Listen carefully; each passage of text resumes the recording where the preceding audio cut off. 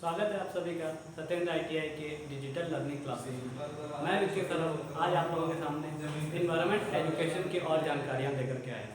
आज का हमारा टॉपिक है वाटर पॉल्यूशन, जल प्रदूषण। जल प्रदूषण क्या है? अर्थात प्राकृतिक जल में अवांछित पदार्थों का मिलन ही जल प्रदूषण कहलाता है। जो प्राकृतिक जल होते हैं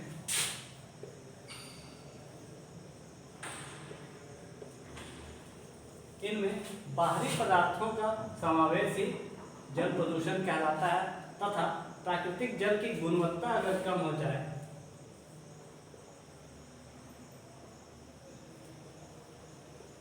तो यह भी जल प्रदूषण ही कहलाता है, क्योंकि प्राकृतिक जल का उपयोग हम लोग विभिन्न महत्वपूर्ण कार्यों के लिए करते हैं।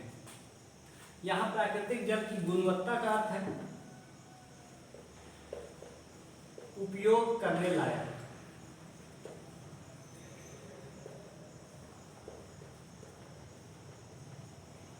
प्राकृतिक जल जब उपयोग करने लायक ना रहे तो उसे ही उसकी गुणवत्ता में कमी कही जाती है। उपयोग करने का अर्थ है कि मानव के लिए पीने योग्य तथा मानव के घरेलू आवश्यकताओं की पूर्ति के लिए जो जल आते हैं उन्हें ही जल की गुणवत्ता में लाया जाता है। साथ ही पेड़ पौधों की पोषण के लिए, अगर हम दूषित जल का प्रयोग पेड़ पौधों के पोषण के लिए करेंगे तो पेड़ पौधे भी अच्छी तरह से फल फूल नहीं पाएंगे। इसलिए यह बिल्कुल ध्यान रखना चाहिए कि जल की गुणवत्ता आवश्यक हो।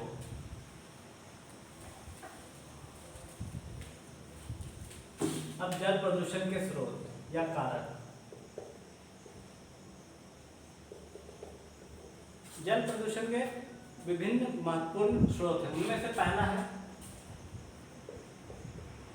घरेलू सीवेज।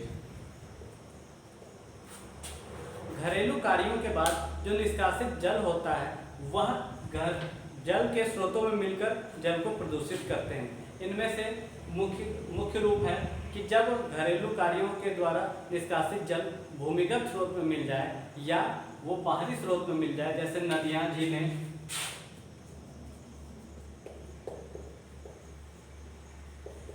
तो वह जल निष्कासित जल नदियों और झीलों में मिलकर उसे दूषित कर देती है। दूसरा है औद्योगिक अपशिष्ट।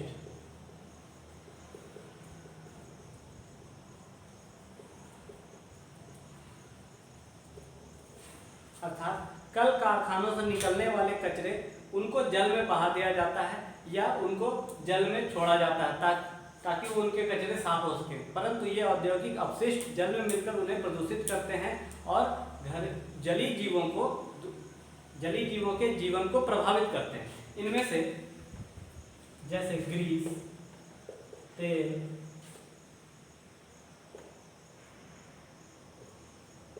मशीनों से निकलने वाले कचरे आदि आते हैं। मुख्य उद्योग होते हैं जिनसे कि औद्योगिक अपशिष्ट निकलकर जल को प्रदूषित करते हैं। उनमें से है पहला रसायन उद्योग,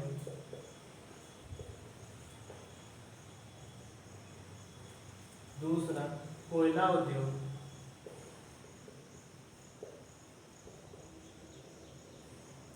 तीसरा तेल व साबुन उद्योग,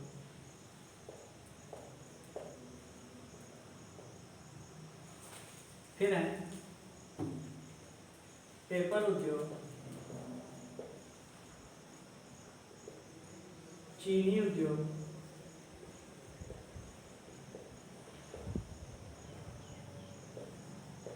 कपड़ा उद्योग,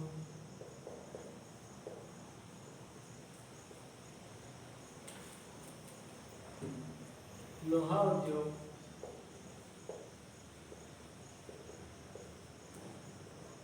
पेट्रोलियम उद्योग,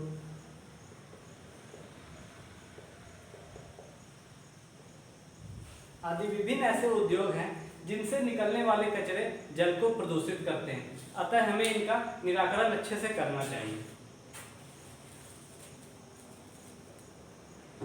अब बात आती है कि जल प्रदूषण के दुष्प्रभाव क्या हैं।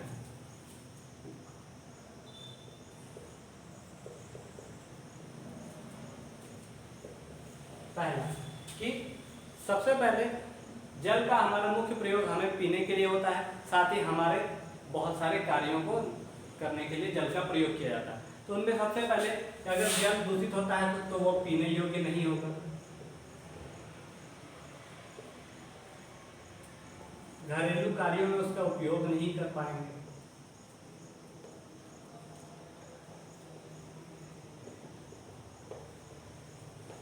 पेड़ पौधों को भी इनसे पोषण नहीं मिल पाएगा। फिर है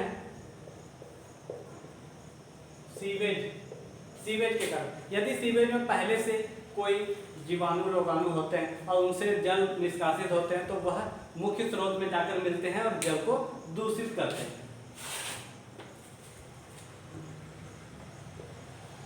तीसरा है जलीय जीवों को। जल प्रदूषण का दुष्प्रभाव जलीय जीवों पर पड़ता है, क्योंकि जल में घुलित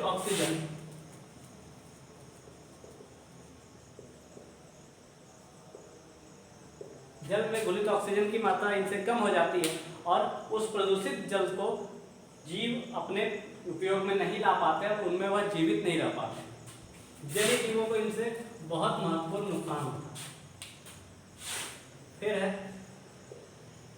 जल बहुत गंध युक्त होता है, दुर्गंध युक्त, और वह अरुचिकर होता है। उनसे हमारी रुचि खत्म हो जाती है, वह हमारे कार्य में नहीं आती। फिर है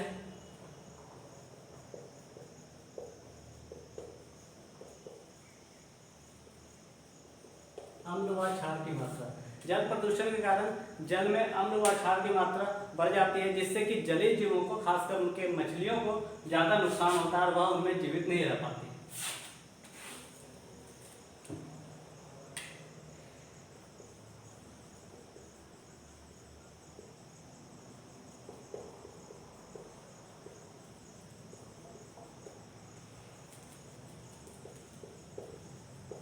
नेक्स्ट है कि जल प्रदूषण के कारण विभिन्न धातुओं पर भी उनका प्रभाव पड़ता है और उनका क्षरण जल्दी होने लगता है।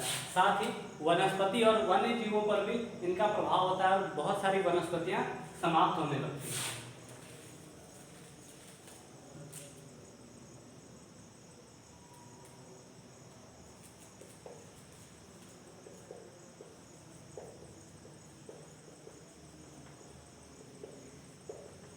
नेक्स्ट है कि नदियां दूषित हो जाती हैं।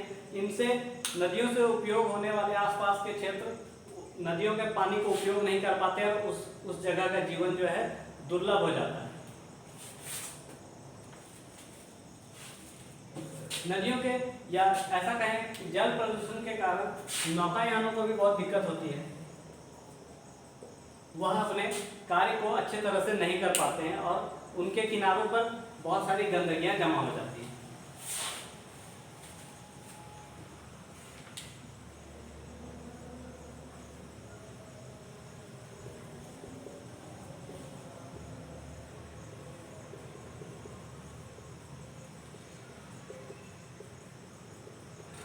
जल का प्रयोग कोयला शोधन अपशिष्ट में किया जाता है, जिससे कि जल और दूषित हो जाता है। अब है कि जल प्रदूषण के नियंत्रण के उपाय क्या है।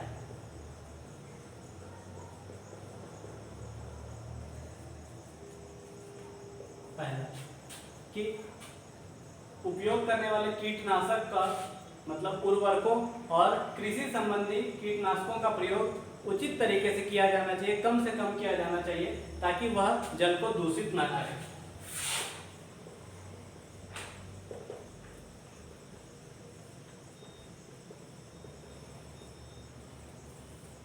दूसरा है कि उर्वरकों का प्रयोग के बदले नाइट्रोजन का यौगिकीकरण होना चाहिए, जिससे कि जल प्रदूषण ना हो।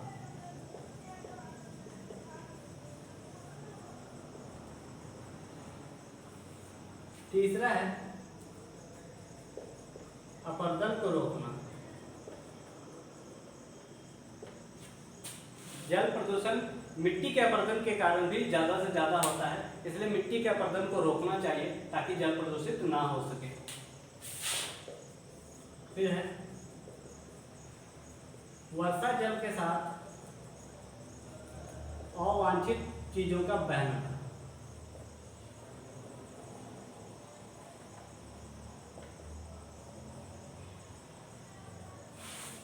वर्षा जल जब आते हैं तो उनके साथ ढेर सारे अवांछित चीजें भी बह के मुख्य स्रोतों में मिल जाते हैं, जिससे कि जल प्रदूषित होता है।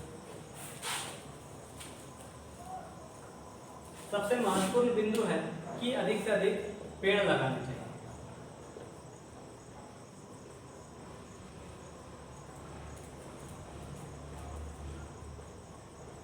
अधिक से अधिक पेड़ लगाने से जल का प्रदूषण रोका जा सकता है, क्योंकि वह मृदा के अपरदन को रोकते हैं और बाकी अन्य भूमिगत स्रोत को भी शुद्ध करते हैं। तो आज के विषय में हमने देखा कि जल प्रदूषण क्या है, जल प्रदूषण के दुष्प्रभाव क्या है, उनके नियंत्रण के क्या उपाय हैं। बाकी की जानकारियाँ नेक्स्ट वीडियो में। आज के लिए इतना ही, धन्यवाद।